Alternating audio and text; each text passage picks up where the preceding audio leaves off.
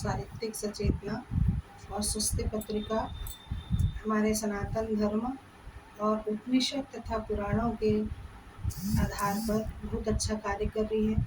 आम जनता तक हमारे सनातन धर्म को पहुंचाने के लिए और घर घर में सनातन धर्म के अनुसार जीवन यापन करने वालों को एक मंच प्रदान कर रही है। घर के सभी सदस्य अपना सनातन धर्म के अनुसार जो जीवन शैली अपना रहे हैं उसके लिए उन्हें अभिव्यक्ति का एक मंच प्रदान कर रही है, जिसके लिए हम सब उनके बहुत ही आभारी हैं। सचेतना मंच में आज मैं कलयुग के कुछ करने योग्य कार्य जिनके बारे में नारद जी और गर्ग ऋषि के संवाद के अनुसार बताया गया है कि कलयुग में ऐसा क्या होगा और ऐसे कौन से उपाय हैं जिससे व्यक्ति पाप से निर्लिप्त रहकर अपना जीवन यापन कर सके और उसका जीवन सुखमय हो सके। कलयुग में ये कहा गया कि संप्रदायों में पापों का नाश करने वाली श्री कृष्ण की कथा होती रहेगी। यहाँ पे संप्रदाय का मतलब वो मनुष्य के द्वारा बनाए गए संप्रदाय नहीं है, यहाँ पर जो ऋषि मुनि हैं उनके अनुसार बताए गए संप्रदाय हैं जो अपने गुरु परंपरा से प्राप्त हैं। ब्राह्मणों में श्रेष्ठ नारायण परायण वैष्णव जन भी हैं। सतयुग में किसी के द्वारा किए हुए पाप की सजा सारा देश को प्राप्त होता था। यानी सतयुग में यदि कोई पाप करता था तो सारा देश उसमें लिप्त माना जाता था और उस पाप का भागी होता था। त्रेता युग में ग्राम में यदि कोई व्यक्ति पाप करता था या किसी भी प्रकार का कदाचरण करता था तो उसका पाप पूरा ग्राम को भुगतना होता था, पाप का भागी पूरा ग्राम होता था। द्वापर युग के आने से इसमें बारे में कहा जाता है कि द्वापर युग में यदि कोई व्यक्ति किसी भी प्रकार का गलत आचरण करे या पाप कार्य करे तो उसका संपूर्ण कुल प्रभावित होता था और उस पाप का भागी संपूर्ण कुल होता था। परंतु कलयुग में भगवान ने इतनी कृपा की है कि कलयुग में सिर्फ कर्ता ही उस पाप का संपूर्ण भागी होता है। कर्ता यदि पाप करता है तो संपूर्ण पाप का भागी कर्ता ही होता है और वो स्वयं उस पाप में लिप्त होकर अपने कर्म फल को भोगता है। अब इन सभी पापों से मुक्ति के उपाय भी अलग अलग युग में अलग अलग थे। सतयुग में ध्यान के द्वारा उससे मुक्ति पाई जाती थी।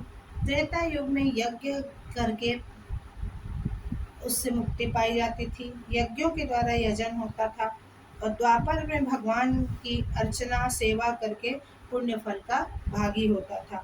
और आज कलयुग में केवल नाम संकीर्तन करके मनुष्य पुण्य का भागी होता है।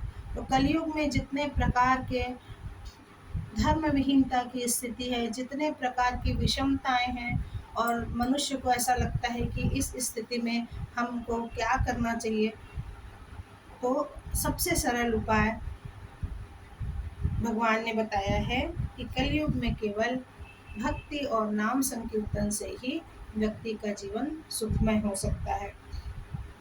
सतयुग में जो कर्म और सत्य बोलना आवश्यक था और सारे कर्म 10 वर्षों में सफल होता था। जिन किए गए जो पुण्य के कार्य होते थे वो 10 वर्षों में सफल होते थे, 10 वर्ष तक उसको करना रहता था। उसके बाद त्रेता युग में 1 वर्ष में सफल होते थे, द्वापर में 1 मास में सफल होते थे और कलयुग में तो केवल 1 दिन और रात में ही उसका परिणाम प्राप्त हो जाता है और वह केवल 1 दिन और रात में ही वह सफल हो जाता है। इस प्रकार से धर्मों से रहित घोर कलयुग में भी मनुष्य यदि भगवान का भजन संकीर्तन और आराधना में तत्पर रहेगा तो वह निसंदेह कृतार्थ हो जाएगा।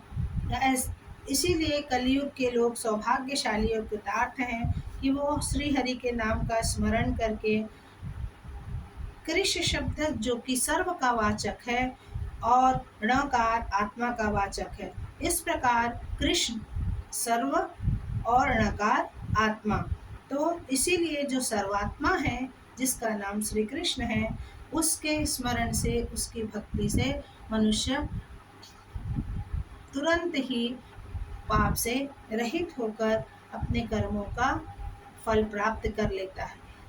इस प्रकार वेदों का सार तत्व परात्पर वस्तु कृष्ण, ये जो दो अक्षर हैं वह जपने योग्य है।